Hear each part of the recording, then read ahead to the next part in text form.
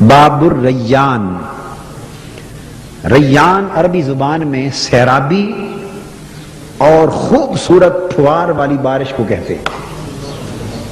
یعنی ہلکی ہلکی میٹھی میٹھی پھوار ہو، بارش ہو، جس کو ہم بوندا باندی کہتے ہیں، جس سے موسم خوشگوار ہو جائے، نہ گرمی کی تپش رہے اور نہ بارش کا کیچڑ رہے. اس خوبصورت اور خوشگوار بارش کو ریان کہتے ہیں. اور سیرابی کو بھی ریان کہتے ہیں. کیا؟ سیراب کرنے اور سیراب ہونے کو. پیاس کے برعکس، پیاس کو کہتے ہیں العطش. عربی زبان میں کیا کہتے ہیں؟ العطش. اور بہت زیادہ پیاسا ہو تو کہتے ہیں عطشان. کیا؟ عطشان. اور اگر کوئی خوبصورت ٹھنڈا میٹھا مشروب پی کے سیراب ہو جائے، سیر ہو جائے، تو عطشان کے مقابلے میں اسے کہتے ہیں ریان. تو گویا عطش اور عطشان میں جتنی پیاس ہے، ریان میں اتنی سیرابی ہے. عطشان میں جتنی شدت کی پیاس ہے، ریان میں اتنی شدت کی سیرابی. یہ ہے اس دروازے کا نام اور اس نام کا معنی. حضور صلی اللہ علیہ وسلم نے فرمایا یدخل منہ الصائمون یوم القیامہ. وہ دروازہ صرف ماہ رمضان کے روزے داروں کے لیے مختص ہوگا. جو روزے دار ہیں صائمون، وہ اس دروازے سے گزارے جائیں گے. اس کی حکمت آپ سمجھے. روزے دار اللہ کے لیے پیاس اپنا اپنا کر عطشان بن کے جائیں گے. رب فرمائے گا میری خاطر عطشان ہونے والے بندے آئے ہیں، انہیں ریان سے گزارو تاکہ جنت میں پہنچنے سے پہلے ہی سیراب ہو جائے، پہلے ہی سیراب ہو جائے.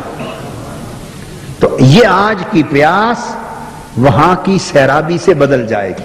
حضور علیہ السلام نے فرمایا، ابو ہریرہ رضی اللہ تعالیٰ عنہ سے روایت، آپ نے فرمایا کہ جنت کے کئی دروازے، اگلی حدیث، جنت کے کئی دروازے،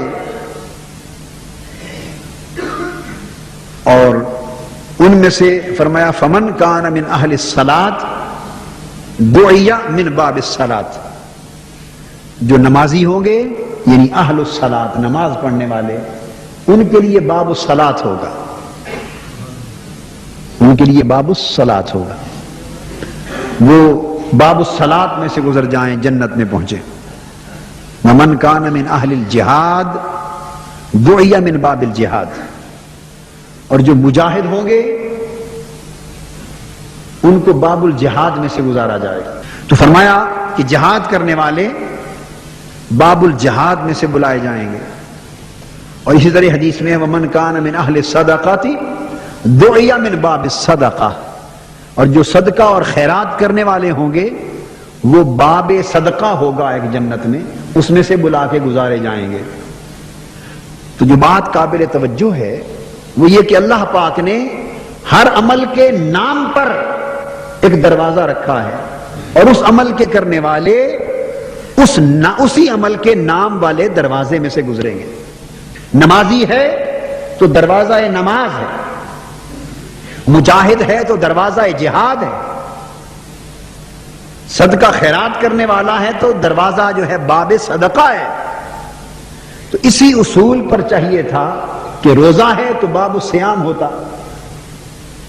دروازہ روزہ ہوتا، باب الصیام ہوتا.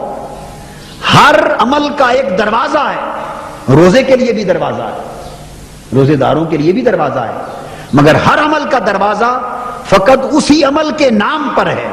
روزے داروں کا دروازہ روزے کے نام پر نہیں، وہ مولا کی بارگاہ کی سیرابی کے نام پر، اس کو مختلف کر دیا. ومن کان من اہل الصیام دعی من باب الریان. اور جب روزے داروں کی باری ہوگی تو یوں نہیں فرمایا جائے گا کہ روزے والے دروازے سے گزر جاؤ، باب الصیام سے گزر جاؤ. نہیں، اگر یہ ہوتا تو اس دروازے کی قدر و منزلت بھی دوسرے اعمال والے دروازوں کے برابر ہو جاتی. یہاں عمل کے نام پر نہیں، عمل کے اجر کے نام پر رکھا ہے. ہر عمل کا دروازہ عمل کے نام پر ہے، مگر روزے کا دروازہ عمل کے نام پر نہیں، اجر کے نام پر ہے۔ اجر یہ ہے، اوروں کے اجر نیکیاں ہیں، کسی نے عمل کیا 10 نیکیاں مل گئیں، کسی نے اجر کیا 100 نیکیاں مل گئیں، کسی نے کوئی عمل کیا اجر میں 700 نیکیاں مل گئیں۔ ہر عمل کے لیے اجر ہے، اور اجر ہے نیکیوں کی تعداد میں۔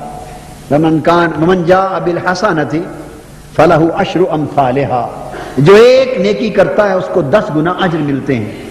ہر عمل کا اجر تعداد کے حساب سے مقرر ہے، اور ہر عمل کا دروازہ اس عمل کے نام پر مقرر ہے، مگر روزے کے لیے اجر نہ نیکیوں کی تعداد میں ہے، نہ دروازہ عمل کے نام پر ہے۔ روزے کا اجر کیا فرمایا؟ فرمایا ہر ایک کا اجر میں نے مقرر کر دیا، اس عمل کا اجر 10 گنا، اس عمل کا اجر 27 گنا، اس عمل کا اجر 100 گنا، اس عمل کا اجر 700 گنا، اس عمل کا اجر 1000 گنا۔ مسجد اقصی میں نماز پڑھیں 1000 نمازوں کا ثواب، اس عمل کا اجر 50,000 گنا۔ مسجد نبوی میں نماز پڑھیں ایک نماز 50,000 نمازوں کا ثواب، اس عمل کا اجر 1,00,000 گنا۔ حرم کعبہ میں ایک نماز پڑھیں 1,00,000 نمازوں کا ثواب۔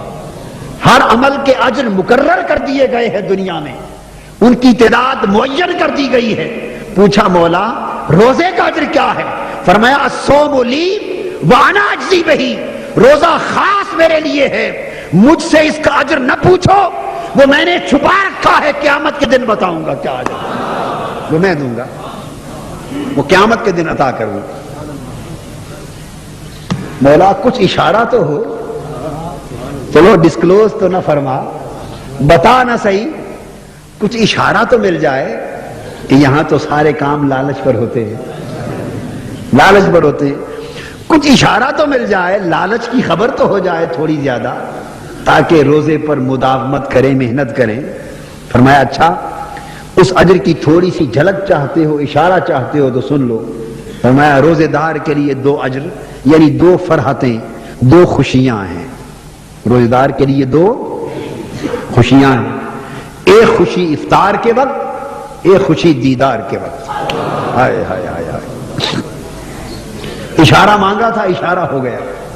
ایک خوشی ہر روز کے افطار کے وقت، اور ایک خوشی قیامت کے دن کے دیدار کے وقت۔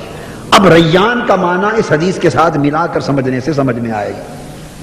تو باری تعالیٰ آپ نے ہر عمل کا دروازہ اسی عمل کے نام پر رکھا ہے۔ روزے داروں کے لیے دروازہ روزے کے نام پر کیوں نہیں رکھا؟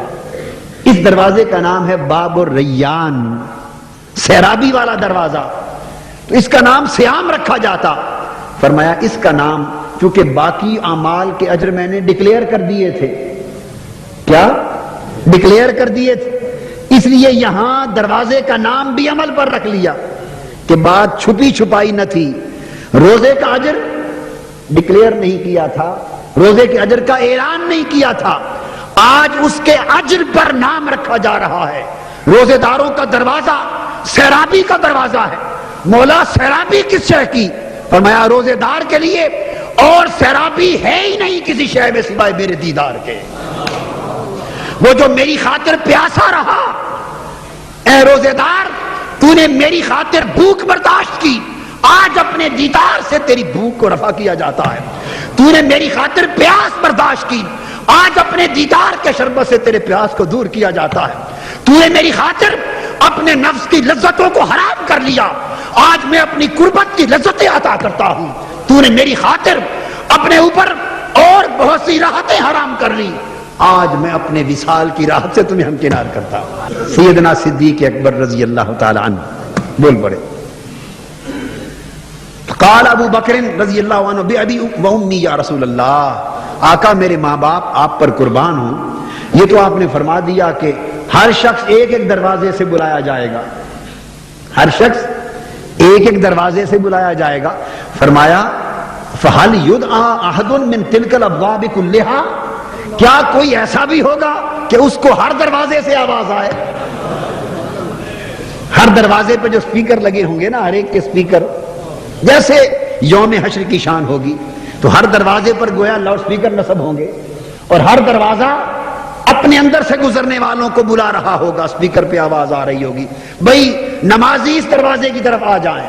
کہ اس دن ہر دروازے پر سے اعلان ہو رہا ہوگا کہ نمازی دروازہ نمبر باب الصلاۃ پہ چلے جائیں, مجاہد باب الجہاد پہ چلے جائیں, غازی سخی باب الصدقہ پہ چلے جائیں, روزے دار باب الریان پہ چلے جائیں. سیدنا صدیق اکبر رضی اللہ تعالیٰ عنہ پوچھتے ہیں آقا تو کوئی ایسا بھی خوش نصیب ہوگا کہ جس کا نام ہر دروازے سے پکارا جا رہا ہو, ہر دروازے سے؟ آگے آپ نے جواب معلوم ہے کیا دیا؟ سبحان اللہ سبحان اللہ. ان رسول اللہ صلی اللہ علیہ وسلم قال, نعم ہاں ایسا بھی کوئی ہوگا جس کا نام ہر دروازے سے پکارا جائے. فرمایا آقا وہ کون ہوگا؟ حضور نے فرمایا ارجو ان تکون منہم. ابو بکر باقی چھوڑ دو کہ کون کون ہوگا, مجھے امید ہے کہ تو بھی انہی میں ہوگا. داتا صاحب نے ایک روایت بیان فرمائی ہے, ویسے اور حدیث کی کتابوں میں بھی آئی ہے, کہ ایک رات 14ویں رات تھی اور بے حساب ستارے چمک رہے تھے, پورا آسمان ستاروں سے بھرا ہوا تھا. حضرت عائشہ صدیقہ رضی اللہ تعالیٰ عنہ نے پوچھا یا رسول اللہ صلی اللہ علیہ وسلم, یہ آسمان کے جتنے ستارے چمک رہے ہیں نظر آ رہے ہیں, آپ کی امت میں کوئی ایسا خوش نصیب بھی ہے جس کی نیکیاں ان ستاروں کے برابر ہوں؟ جتنے ستارے ہیں اللہ کی مخلوق ان کے برابر ہوں, کوئی ایسا بھی خوش نصیب ہے؟ آقا نے فرمایا ہاں عائشہ ہے رضی اللہ تعالیٰ عنہ. عرض کیا حضور کون؟ صلی اللہ علیہ وآلہ وسلم. فرمایا عمر. فرمایا عمر. عمر کی نیکیاں اللہ کی تخلیق کردہ ستاروں کی ساری کائنات کے برابر, یہ ان سے بھی زیادہ. حضرت عائشہ صدیقہ رضی اللہ تعالیٰ عنہ کا چہرہ ایک دس تھوڑا سا مرجھا گیا. زوجہ مطہرہ بھی تھی مگر بیٹی بھی تو تھی نا. حضرت صدیق اکبر رضی اللہ تعالیٰ عنہ ایک نسبت ہوتی ہے نا, پدری. حضور علیہ السلام بھانپ گئے. فرمایا عائشہ چپ ہو گئی ہو, کیا وجہ ہے؟ عرض کی آقا میرا خیال تھا کہ میرے ابا کا نام لیں گے, حضرت ابو بکر رضی اللہ تعالیٰ عنہ کا نام لیں گے. آپ نے سیدنا فاروق اعظم رضی اللہ تعالیٰ عنہ کا نام لیا تو میرے ابو یعنی حضرت ابو بکر رضی اللہ تعالیٰ ان کا شمار کہاں ہوتا ہے؟ فرمایا عائشہ ان کا نام تو اس لیے نہیں دیا کہ یہ ساری نیکیاں تیرے ابا کی ایک نیکی کے برابر ہیں رضی اللہ تعالیٰ.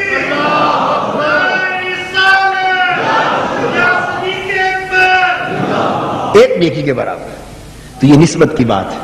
کیا نسبت کی بات؟ یعنی آقا ہجرت پر گئے ہیں, حضور علیہ السلام نے بلایا ہے, ابو بکر مکہ چھوڑ کے مدینہ چلنا ہے, اندر جا کے گھر بتایا ہی نہیں, بس وہیں سے چل پڑے. ہائے ہائے ہائے, یہ ہے نسبت محبت. مگر یاد رکھ لیں جس نے بھی بلند رتبہ پایا, نہ تہجد کے باعث, نہ جہاد کے باعث, نہ علم و فضل کے باعث, نہ اعمال کے باعث, نہ ریاضت کے باعث, نہ مجاہدات کے باعث, نہ تقویٰ کے باعث, نہ طہارت کے باعث, یہ اعمال طاہرہ کئیوں کو نصیب ہوئے ہیں گے. مگر جو جتنا بلند ہوا اسی وجہ سے کہ جو مصطفیٰ کا جتنا خادم تھا, حضور کے جتنا قریب تھا, حضور سے جتنی محبت تھی, آقا سے جتنی قربت تھی, آقا کا جتنا وفادار تھا, آقا کے جتنا نصاتا جانثار تھا, اتنا اونچا ہوتا چلا گیا. وہاں صحابیت ہو یا کوئی بلند شرف صحابیت, وہ عملوں سے نہیں ملتا, وہ مصطفیٰ کے جوڑے اٹھانے سے ملتا ہے. حضرت عبداللہ ابن عباس رضی اللہ تعالیٰ عنہ, حضور علیہ السلام نے فرمایا کہ یہ ترجمان القرآن ہے. کیا فرمایا؟ یہ میری امت میں میرے قرآن کا ترجمان ہے عبداللہ ابن عباس. حضرت جبرائیل امین آئے, فرمایا حبر ھذہ الامہ, آقا آپ کی امت کا سب سے بڑا عالم ابن عباس ہے. اب باقی صحابہ بھی تھے, معلوم ہے کیسے؟ حضرت عبداللہ ابن عباس رضی اللہ تعالیٰ عنہ جب طہارت کے لیے جاتے, کیا طہارت کے لیے جاتے, غسل کی ضرورت ہوتی, طہارت فرماتے, وضو کرتے, تو وضو کے لیے حضور کے لوٹے بھرتے تھے.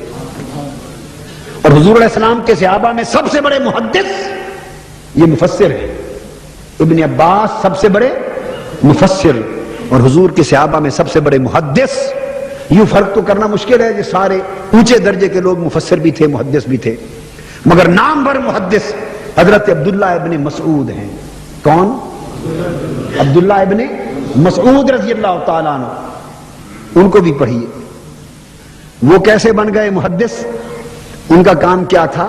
فرماتے ہیں کہ جہاں کہیں حضور علیہ السلام تشریف لے جاتے، کسی کے ہاں دعوت پر، کھانے پر، واز پر، مجلس پر، تعزیت پر، عیادت پر جب تشریف لے جاتے اور جوڑے اتارتے تو میرا کام کیا تھا؟ میں حضور کے جوڑے اٹھا کے بغل میں رکھ لیتا. حضرت عبداللہ ابن مسعود یہ رضی اللہ تعالیٰ، نام یاد رکھنے، حضور علیہ السلام کے جوڑے اٹھا کے سنبھالنا، بس جوڑے اٹھانا میرا کام تھا. وہ جوڑے اٹھاتے رہے، آقا نے انہیں حدیث کا امام بنا دیا. حضرت شاہ جمال اللہ ملتانی رحمۃ اللہ علیہ ایک بزرگ ہو گزرے ہیں. کون؟ شاہ جمال ملتانی، لاہور میں نہیں، ملتان میں مزار ہیں رحمۃ اللہ علیہ. ان کے پاس حضرت خضر علیہ السلام آتے تھے. فقر اور ولایت براہ راست حضرت خضر کی توجہ سے دلاتے، اور ہر جمعرات ایک کی باری ہوتی. ایک مرتبہ حضرت ایک بزرگ تھے درویش، ان کا نام تھا عبد العزیز. کیا نام تھا؟ اس نام کے دو درویش رہتے تھے. کتنے؟ ایک عبد العزیز نام کے یہ خوبصورت گورے بڑے پیاری شکل کے نوجوان درویش تھے. ایک عبد العزیز دوسرا کالے رنگ کا، پنجابی میں سرائکی زبان میں کہتے ہیں گوجا، کالے سے رنگ کا جاٹ تھا. یہ بھی تھا، اس نام کے بھی عبد العزیز تھے. خضر علیہ السلام آئے، جانے لگے، فرمایا ابھی پیش کرو آج کس کی باری ہے؟ فرمایا عبد العزیز. آواز دی. وہ کسی کام گیا ہوا تھا، چوک گیا. یہ بھی نصیب کی بات. چوک گیا تو آواز آئی، حضور عبد العزیز تو حاضر نہیں، کوچا حاضر ہے. اب خاموش ہو گئے. باری اس کی تھی. تھوڑی دیر کے بعد پھر پوچھا، خضر علیہ السلام کے جانے کا چونکہ وقت تھا تو پوچھا عبد العزیز آ گیا ہے؟ عرض کیا حضور سنا تو نہیں آیا، کوچا حاضر ہے. پھر خاموش ہو گئے. تھوڑی دیر کے بعد پھر پوچھا عبد العزیز آ گیا؟ عرض کیتا حضور سونا تو نہیں آیا، کوچا حاضر ہے. پر میں آؤ کوچا، پھر تم آ جا، آج پھر تیری باری آ گئی. بس فیض دے دیا، خضری فیض ملا.